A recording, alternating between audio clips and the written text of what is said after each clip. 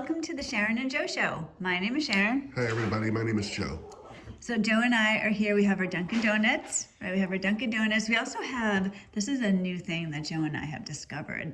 We both really like gummy candies, but these are particularly good gummy candies. If you guys like Jolly Ranchers, like the hard candy, remember how good they were? Jolly Ranchers and Blow Pops and Sprees were my favorite as a kid. But the Jolly Rancher have the gummies that are sour gummies, and they taste just like the Jolly Rancher, like apple, watermelon, cherry, grape. So They're so good. yeah, so we do that every week. At least we get our little gummies, which is kind of cool. And then our Dunkin' Donuts coffees. Yeah, so Joe and I, we're sugar fiends. Is that a good way to put it? Yeah, that's not so good, I guess. But it's, we all have our, I guess, Achilles heels. It's our vices. It could be a lot worse, right? Mm-hmm. So we're going to do something a little bit different in today's video. So typically when we do a video, it's usually me. I'll come up with a topic and we'll talk about it a little bit. We don't usually do too much, but we at least know the topic when we're about to do the video. Today's video is going to be very different. Only I know the topic.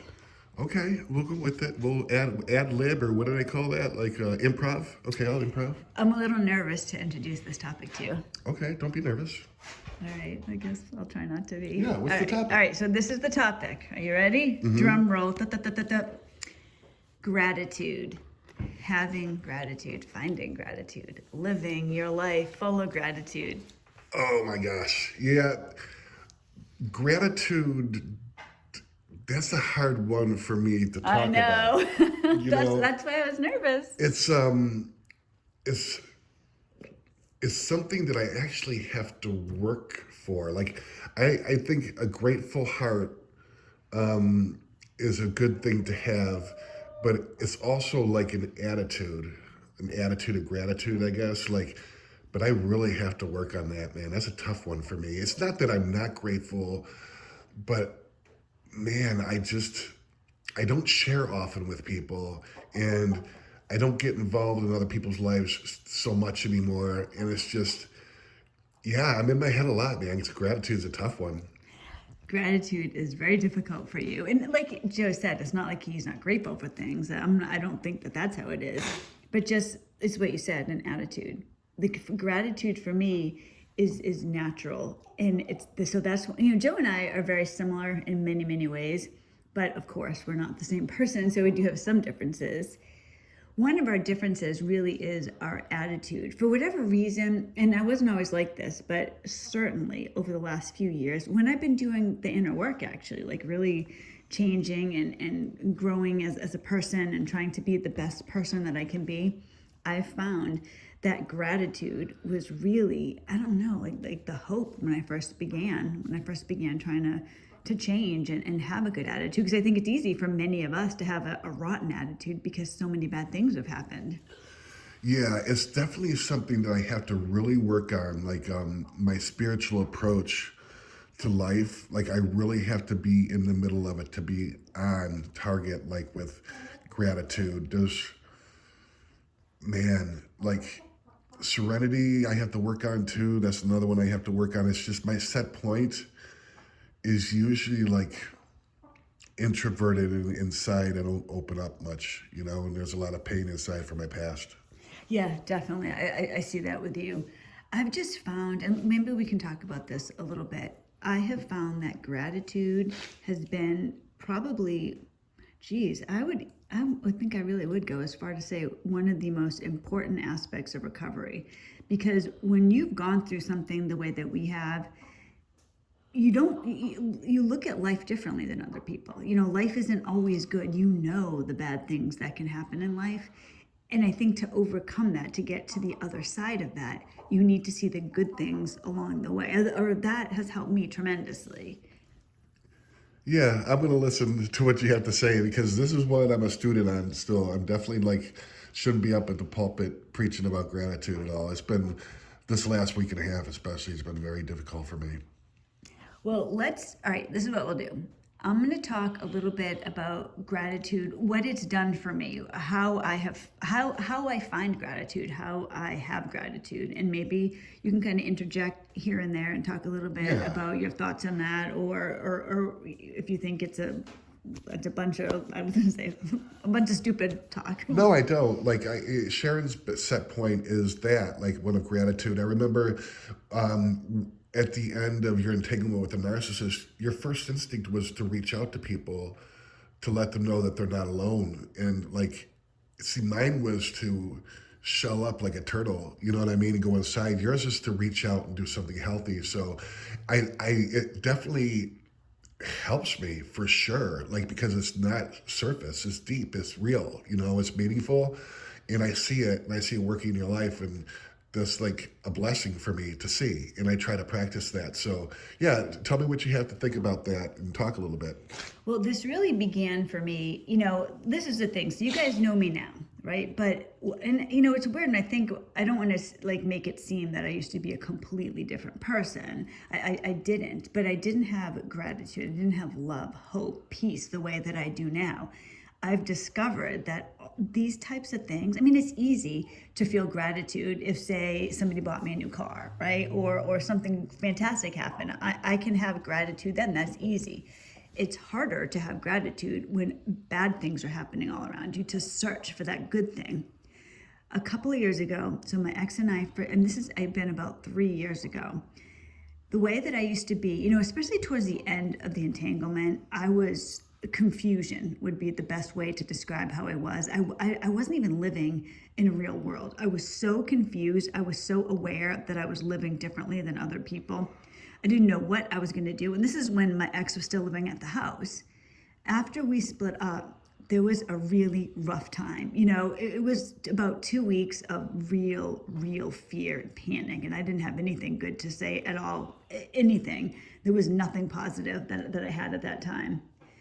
I was afraid all the time. But one day it just, and I believe this was God doing it, but one day I realized, oh, hell no. I am not going to live this way. I'm just not going to do it. My kids are not going to have a miserable mother afraid all the time. So that, you know, because at the time, my son was, I think he was, 12. I think he was 12. He was 12 or 13. My daughter was 16, around that age. They were 16, 12, 16, and 13. And I'm like, they are not going to have the rest of their childhood with me. Absolute misery. Can't wait to move out. Can't wait to like put me behind them. I didn't want that to happen. So I started forcing myself to have a good attitude. So it really started where, you know, the last thing I would feel like doing was watching a movie with the kids or taking a walk or doing something like that. It was the last thing I felt like doing. But I found that when I forced myself to do what I thought was best for my children, it lifted my spirits too. And that was the beginning of me realizing that, oh, you know, Joe doesn't always like it when I say that happiness is a choice, but it's kind of because of the way that I've gone through this.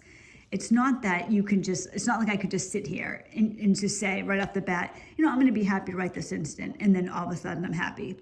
But it's an attitude of looking for the positive. So on a consistent basis, I would say in general, and you guys know the things that have happened to me, and Joe, you can tell me, tell them, like, and me, am I wrong?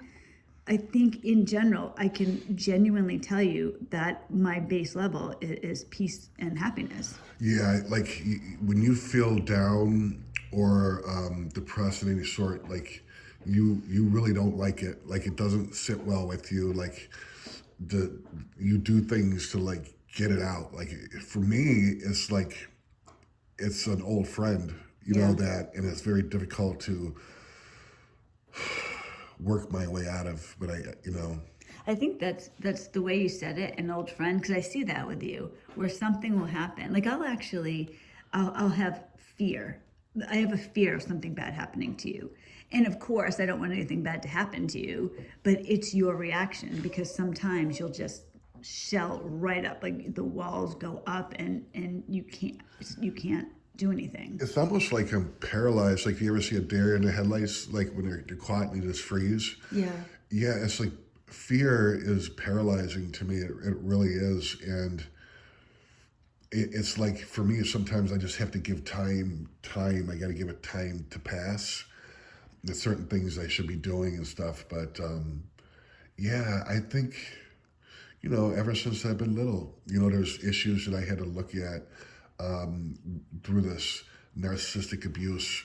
my own codependency and my own childhood trauma and stuff. And there's certain things that trigger that, man, and when they do, it like brings you right back to where you were. But I've learned to stay sober through it, where before I numbed myself, tried to self-medicate with drugs and alcohol. So it's progress, but it's a long work in progress. I see that with you. That's the thing, because you're right. If I am upset about something, if I get depressed, it's intolerable. I cannot stand it. It's just like the feeling, that feeling is just unacceptable. I get away from it as soon as I possibly can. But I've learned, I guess so I'll feel that way. I'll feel like pain or fear or whatever it is, depression. I had a rough time with the dog. Like I'll feel that pain, I'll feel it. But I know I have to get back. Like I'm thinking to myself, I have to get back to this other place. Like I have to get back there. So because that's so in my mind, I have to get back there. I'm looking for things. I'm searching for things. And I'll talk to God and thank him for things that have happened. But I see like with you, just like I'll be here, right? I'll be in a bad place. And I'm digging out right away, immediately. I feel like you just like settle in. Maybe. Yeah, kind of hunker down for the storm kind of deal. Yeah. Yeah, and it's just, and I feel sometimes then you have that toxic guilt, like, there's so many other things and blessings that I have, and why do I feel this way, and how selfish and self-centered. Then the self-condemnation. Well, then you're just going to feel worse if you start saying that to yourself. Yeah, so it's a rough go. It's been as I said, the last week and a half has been really difficult for me. Do you want to talk about that at all? Yeah, we can a little bit. It's up to you.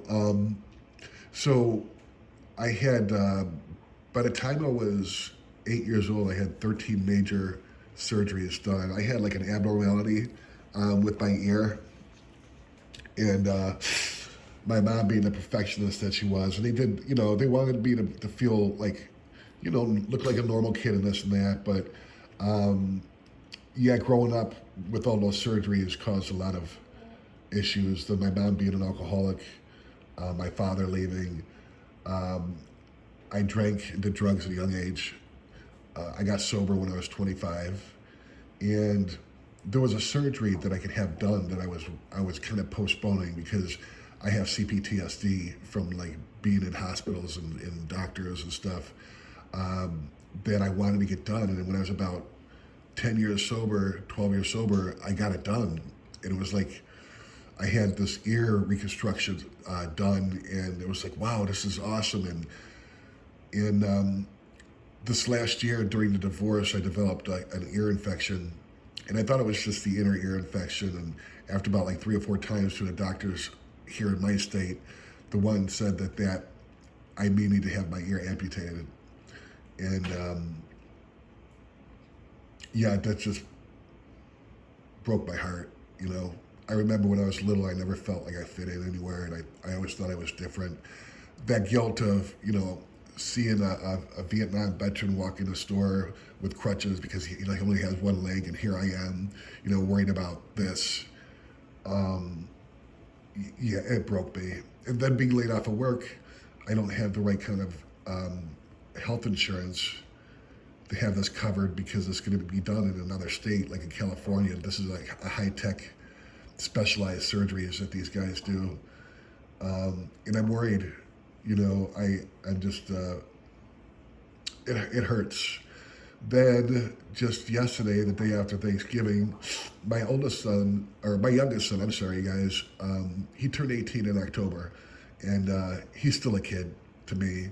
But he said he was moving out and moving in with his mother, and that broke my heart because his mother is not a good parent.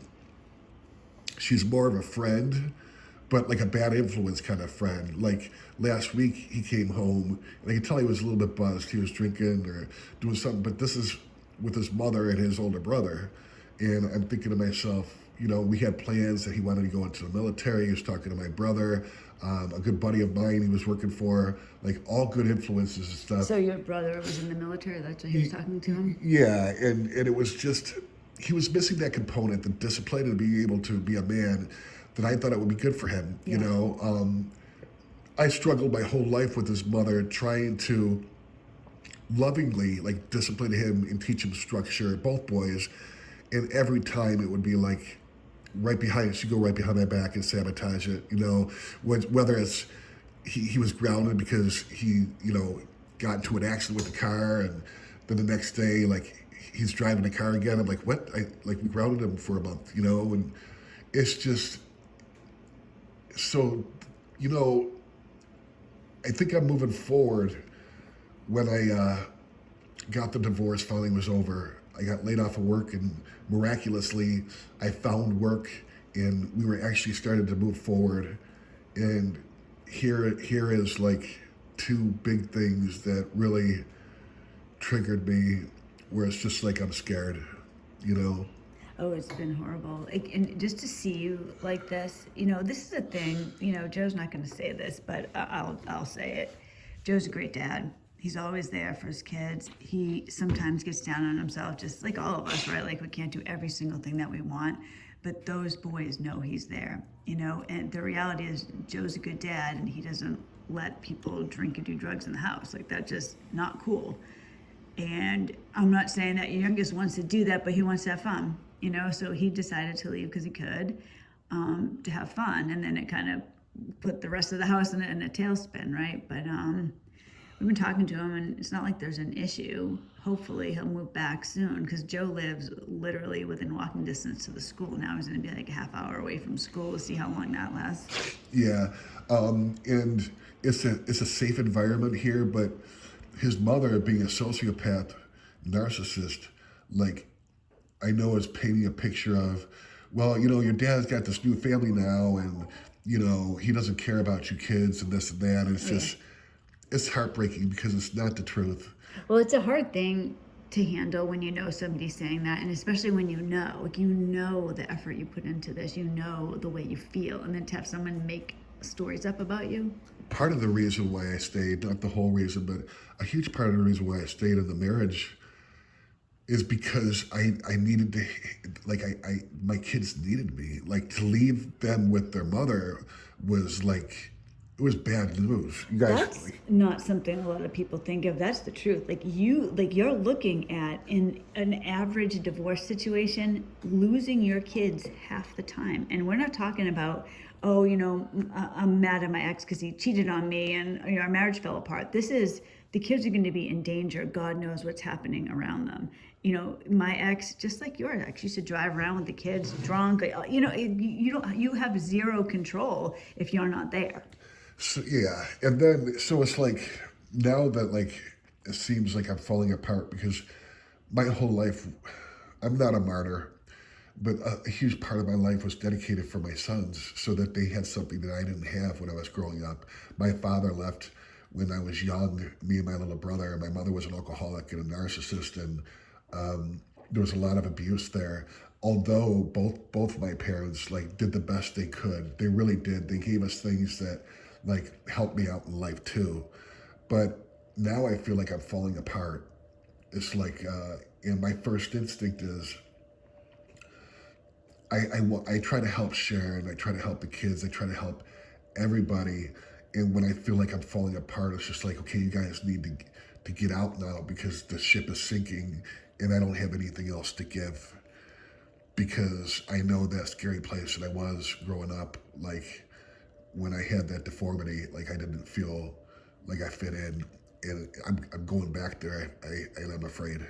A lot of bad things have happened too lately, and that's the thing, you know. I know, like you said, you're not a martyr, and I know that you're not, but you really do put everybody ahead of yourself, and it's actually a struggle for me sometimes to try to remind you that you actually have value as well, because you put yourself, and this isn't me just thinking this about you, you'll say this, like, I don't matter at all, just, you know, do whatever with the kids, like, I'm just gonna be here because I just, you know, I have nothing to offer anybody, I have nothing to offer myself, I'm like, it's bad. Yeah, I mean, even in the marriage, it was like the only thing I was good for was a provider, you know, and I knew I was a good teacher because I loved school and I had routines with the kids and I'd sit down to help them with the homework. And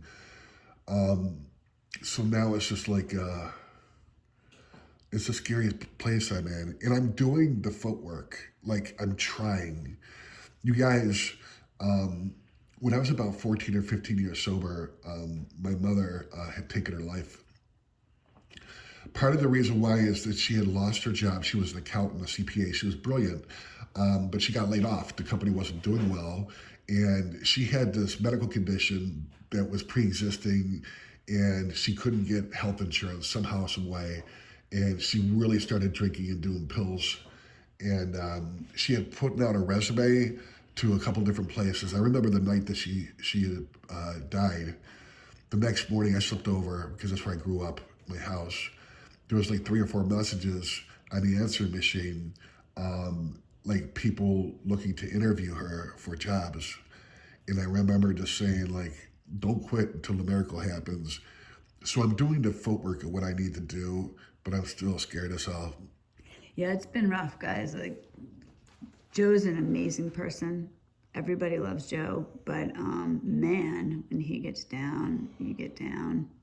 Yeah, and then I don't want to see other people like be in pain over me, you know. So it's like a trickle down effect. But I could use probably lots of prayers and thoughts out there just to, not for me, but for me to use the tools that have been given to me. Like, I'm already blessed. It's just I've got to take that and do something with it. I don't really ever pray for myself at all. I pray that I have the courage to take the blessings that I've been given to do something with. So, you know, I share with you guys here because it's some way to hold me accountable, to let you know, like, and I'm real, keeping it real. Like, it's not always, but man, we were right on the brink of like really turning the page over. And then something like this happens.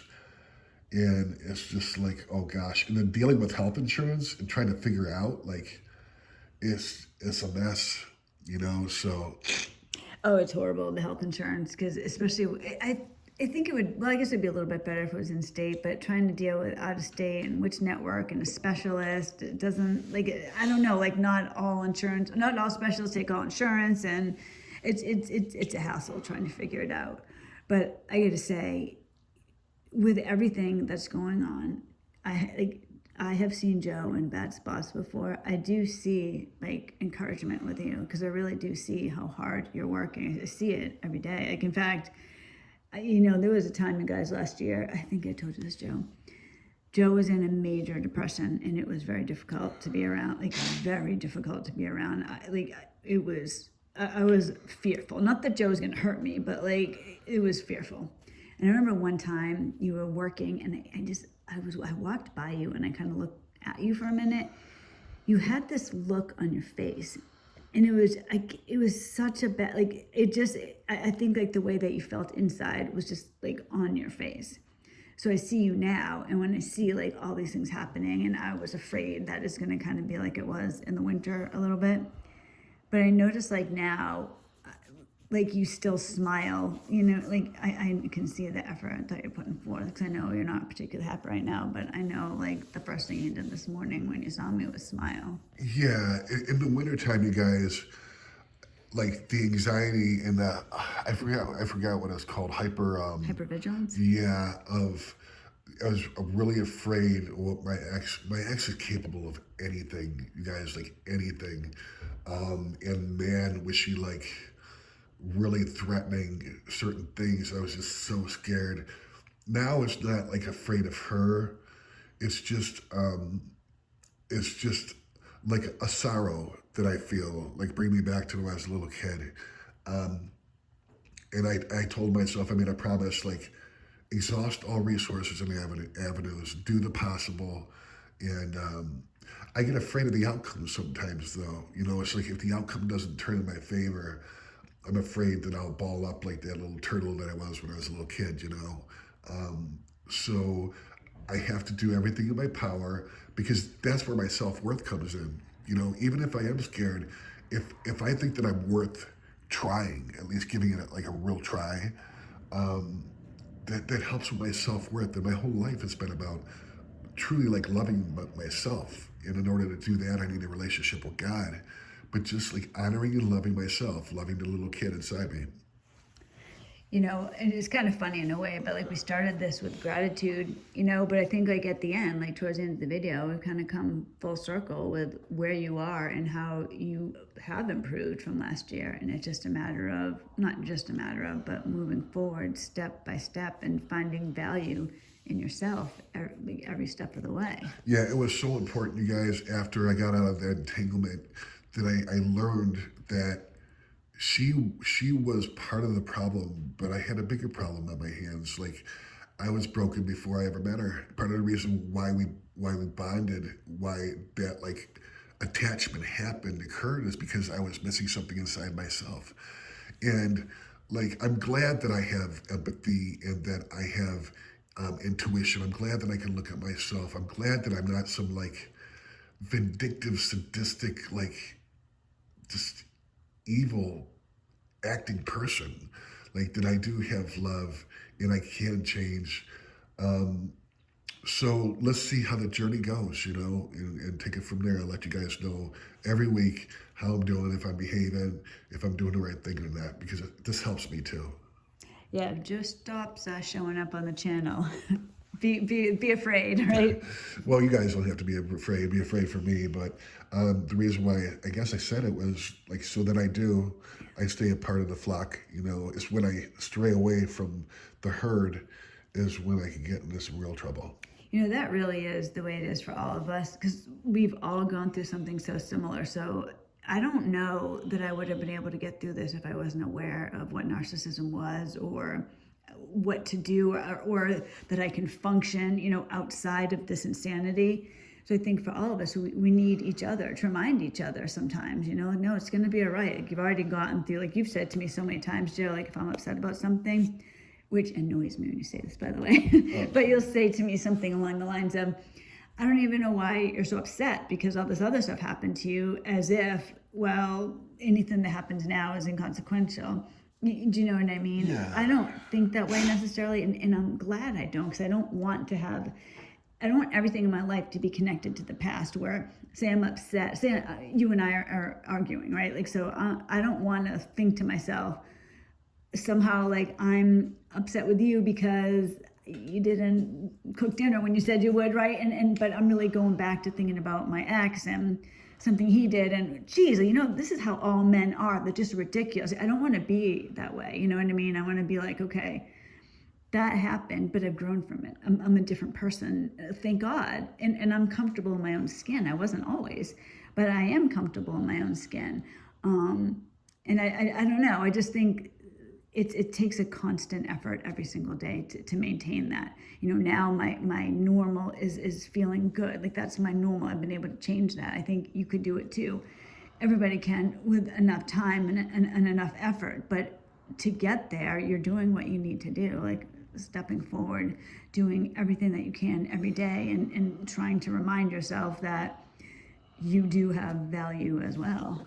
Yeah. So I don't know. Sometimes I feel embarrassed, like talking about like what's going on inside, but I think it's important. Like, it's not all like peaches and cream after, you know, an entanglement with a narcissist, but it is a hell of a lot better than I used to be. Maybe even like me getting through that with God's help, like, is giving me enough courage to hang on and try to like face this. And I'm going to be with you every step of the way, I promise. Yeah, thank you.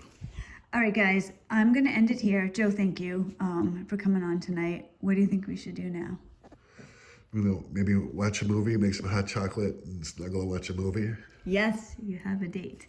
All right, guys, thank you so much for watching this. I will see you on Wednesday, and I'll give you an update on Joe. And thank you guys for watching and supporting us. And please say prayers for Joe. And I guess that's it. Yeah, have a great week, you guys. We love you. Bye, everybody.